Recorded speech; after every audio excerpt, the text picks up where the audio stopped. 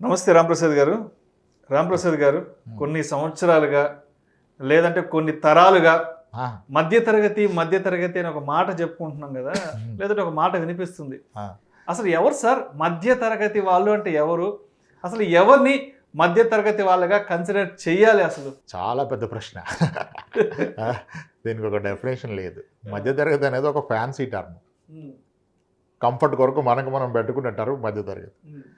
మధ్యతరగతి అంటే ఏం చెప్పాలి, లేని ధనాన్ని ఖర్చు పెట్టేవాడు మధ్యతరగతిలో మిగిలిపోతాడు. రాబోయే ఆదాయాన్ని ముందుగా ఖర్చు పెట్టేవాడు ఎప్పటికీ మధ్యతరగతే ఉంటాడు. అందుకనే మధ్యతరగతి నుంచి బయటికి రారు. ఓకే, ఇంకా సింపుల్గా చెప్పాలంటే అసలు మధ్యతరగతి కాదని చెప్పేవాడిని కలిసారు ఇప్పటిదాకా మనకి. ఎవరిని మనం కలిసే వాళ్ళందరూ మధ్యతరగతి చెప్పుకుంటారు. ఆ మధ్యతరగతిని చాలా విధాలుగా కేటగిరైజ్ చేయాలి. యాక్చువల్గా మధ్యతరగతి అంటే ఒక కామన్ వర్డ్ అయిపోయింది.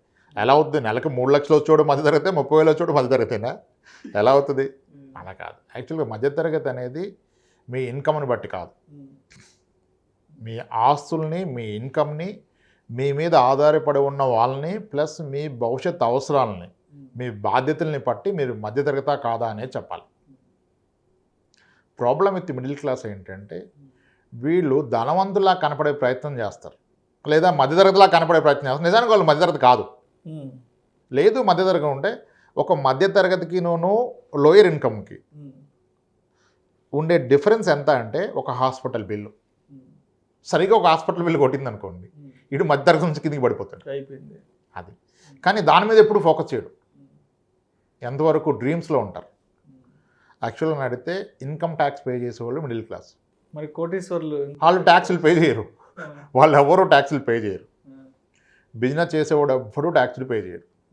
వాడు 100 చూపించుకుంటాడు బిజినెస్లో. వాడు ఒక ఇల్లు కొంటే ఇల్లు ఏమో రేట్ పెరుగుతుంది, వాడేమో డిప్రికేషన్ అని ఫైల్ చేస్తాడు. వాడు ఒక కారు కొంటే కంపెనీ పేరు మీద కొనుక్కుంటాడు. ఇప్పుడు కోట్లలో ఇన్వెస్ట్మెంట్స్ ఉన్నాయి ఈక్విటీలో, మ్యూచువల్ ఫండ్స్లో. అవి ఎప్పుడు తీయరు.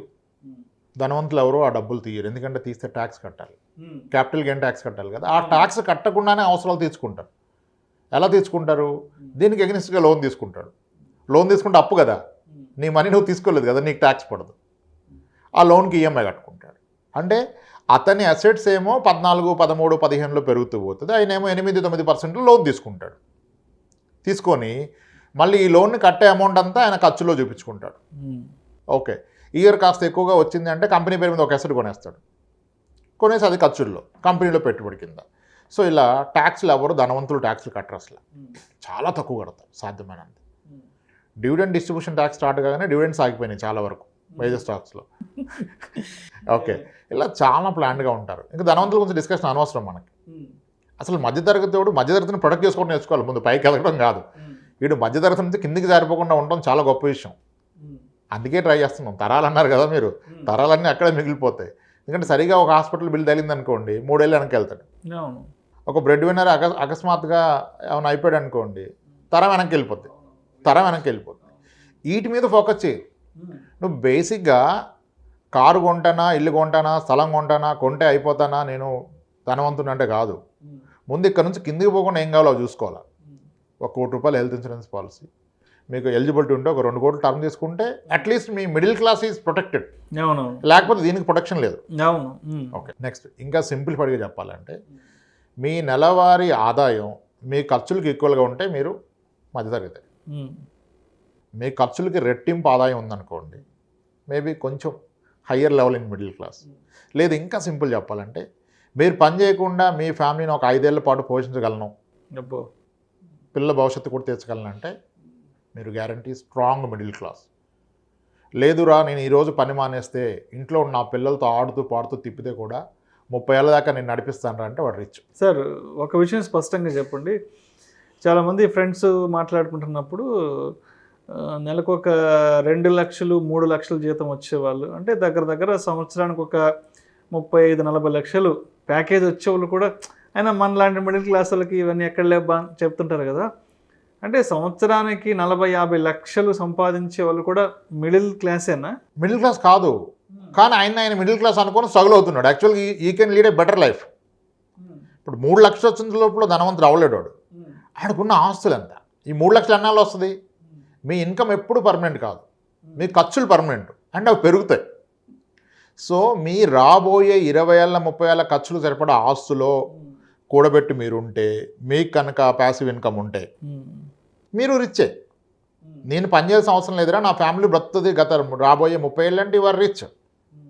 ఇప్పుడు రిటైర్మెంట్ కూడా అదే అంట, 30 ఏళ్ళ ఎక్స్పెన్సెస్ నువ్వు కూడబెట్టుకుంటే నువ్వు రిటైర్ రిచ్. అదే పిల్లల బాధ్యతలు తీరిపోయినాయి, వాళ్ళ చదువులకు డబ్బులు పెట్టేసావు, నువ్వు ఒక 30 ఏళ్ళు పని చేయకపోయినా అందరూ నడిచిపోద్దంటే నువ్వు రిచ్.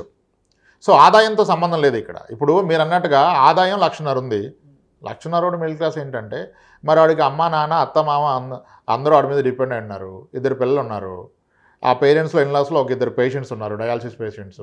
సంవత్సరానికి 4 లక్షల నుంచి 6 లక్షలు వాళ్ళ హెల్త్కి వెళ్ళిపోద్ది, పిల్లల స్కూల్ ఫీజులు వెళ్ళిపోతాయి. వాడు మిడిల్ క్లాసే లేదా లోయర్ మిడిల్ క్లాస్. అంటే ఇంకొంతమంది ఉంటారు, భార్యకి ఒక 2 లక్షలు, భర్తకు ఒక 3 లక్షలు, 5 లక్షలు, అంటే సంవత్సరానికి 12 60 లక్షలు అయినా కూడా ఎక్కడ లేబ్బా మనలాంటి మిడిల్ క్లాస్ అలా కదని ఒక డైలాగ్ వేస్తారు. 60-70 లక్షలు వస్తుంటే కూడా మిడిల్ క్లాసేనా?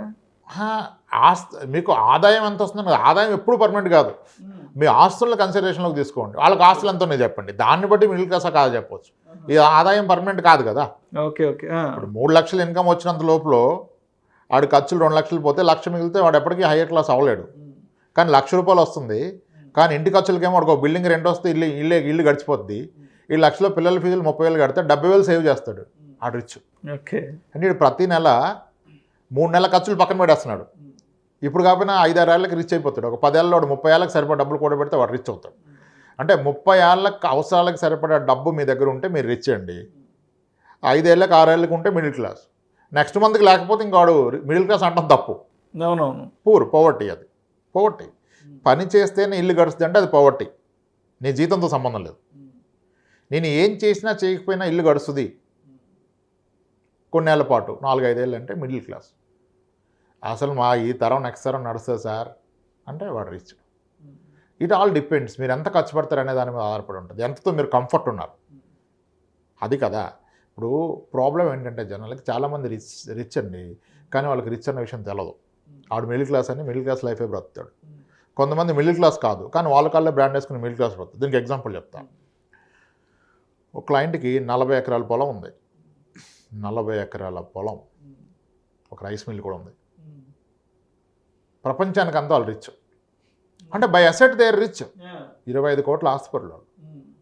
కానీ వాళ్ళకున్న వాల్వా కార్కి ఇన్సూరెన్స్ కట్టడానికి 75,000 ప్రీమియం లేక తిరుగుతున్నాడు. పాలసీ ఎక్స్పైర్ అయిపోయింది కానీ డబ్బులు లేవు. ఇంకా ఆయన రిచ్చా మిడిల్ క్లాసా పూరా? బెంగపడుతున్నాడు, ఆ డబ్బులు వస్తాయి కడదాం ఇన్సూరెన్స్కి, సరిగ్గా డబ్బులు లేదు, మన క్లెయిమ్ వస్తుందా, ఎక్స్పైర్ అయిపోయింది కదా పాలసీ అంటే ఇంకా ఆయన రిచ్ ఎలా అవుతాడు? By asset is rich, by cash is poor. Asset rich, cash poor. So మీరు రిచ్ అంటే క్యాష్ రిచ్ ఉండాలి, అసెట్ రిచ్ కాదు. లేదా మీ ఆప్షన్స్లో, లేదా మీరు పని చేయకపోయినా మీ ఫ్యామిలీ సాఫీగా సాగిపోయేంత డబ్బు ఉంటే మీ దగ్గర మీరు రిచ్. అది ఎన్నాళ్ళకి సరిపడా ఉంటే మీరు అంత రిచ్ అండి, అంతే. 1000 కోట్లు ఉంటే రిచ్ అవడం. సో అంటే మొత్తానికి నెలకు ఒక 2 లక్షలు జీతం వచ్చినా, సంవత్సరానికి ఒక 25-30 లక్షలు ప్యాకేజ్ వచ్చినా అది కాదు, అవసరానికి ఒక 5-10 లక్షలు ఖర్చు పెట్టుకోగలిగితేనే కెపాసిటీ ఉంటే వాడు రిచ్. హాస్పిటలైజ్ అయితే ఒక 10 లక్షలు 15 లక్షలు ఖర్చు పెట్టుకోగలిగితేనే రిచ్. నో, ఆ 10 లక్షలు కూడా ఖర్చు పెట్టే అవకాశం లేకుండా హెల్త్ ఇన్సూరెన్స్ తీసుకున్నాడు రిచ్. Okay okay. 10 లక్షలు దాచి ఖర్చు పెడతాంటే కాదు. ఇప్పుడు చాలామంది లేట్గా హెల్త్ ఇన్సూరెన్స్ అనే కాన్సెప్ట్కి వచ్చే లోపల పేరెంట్స్ పాపం కిడ్నీ ప్రాబ్లం వచ్చి డయాలసిస్కి వెళ్ళిపోయారు, ఇంకా పాలసీ రాదు. వీడు ఇంక రిచ్ ఎప్పటికి అవ్వలేడు, ఎందుకంటే ఎవ్రీ ఇయర్ 4-5 లక్షలు డయాలసిస్కి పడేస్తున్నాడు. 2 లక్షలు జీతం గవర్నమెంట్ హాస్పిటల్కి పోడు, మరి కట్టేస్తున్నాడు. నీకు వచ్చే జీతంలో 30-40% పేరెంట్స్ హెల్త్కి వెళ్ళిపోతుంది, 30% పిల్లల ఫీజుకి వెళ్ళిపోతుంది. ఇక నీకు మిగిలేదేంటి? నీ హౌస్ ఈఎంఐ ఎంత, కారు ఈఎంఐ ఎంత, నువ్వు ఎలా రిచ్ అవుతావు? నీ కారు ఓన్ కాదు, నీ ఇల్లు ఓన్ కాదు, 2 లోనే. నువ్వు ఓన్ అనుకుంటున్నావు అంటే నువ్వు నీ కోసం ఏది పని చేయట్లేదు, నువ్వే వాటి కోసం పనిచేస్తున్నావు. వస్తువుల కోసం మీరు పనిచేస్తే మధ్యతరగతి, మీకోసం మీ వస్తువులు పనిచేస్తే మీకు ఇన్కమ్ జనరేట్ చేసే ఉంటే ప్రాబ్లమ్ ఈ స్లోలీ అన్న పైకి వెళ్తారు. Right right right. దాని వంతల లిస్ట్కి వెళ్తారు. Thank you sir, thank you so much Ramprasad గారు. అసలు మధ్యతరగతి వాళ్ళంటే ఎవరు, ఎలాంటి పరిస్థితులను బట్టి మధ్యతరగతి వాళ్ళుగా పరిగణించబడతారు అనే అంశం గురించి చాలా చక్కగా వివరించారు. Thank you so much sir. Right అండి, థ్యాంక్స్.